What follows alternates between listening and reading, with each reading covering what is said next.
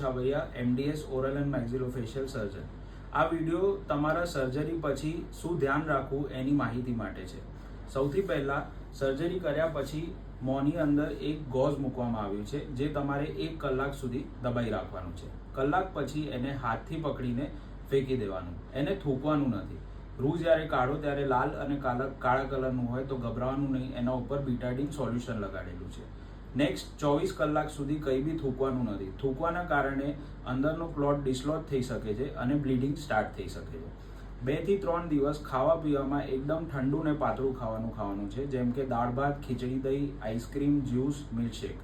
બહારથી બરફનો શેક કરવાનો, કોઈ બી ગરમ વસ્તુનો શેક નહીં કરવાનું, જેમ કે વિક્સ, બામ, સ્ટીમ ઇન્હેલેશન એ બિલકુલ નહીં કરવાનું નેક્સ્ટ 4 થી 5 દિવસ માટે. અંદર સર્જરી પછી ટાંકા આપવામાં આવ્યા છે, જે 5 થી 6 દિવસ પછી કાઢવામાં આવશે.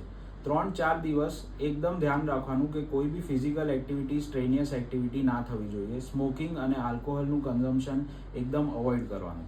જે દવાઓ તમને ડૉક્ટરે પ્રિસ્ક્રાઇબ કરી છે એ ટાઈમલી મેનરમાં દવાઓ લઈ લેવાની. આના સિવાય તમને કોઈ તકલીફ હોય કે કંઈ ડાઉટ હોય તો તમે આ નંબર પર કોલ કરી શકો છો.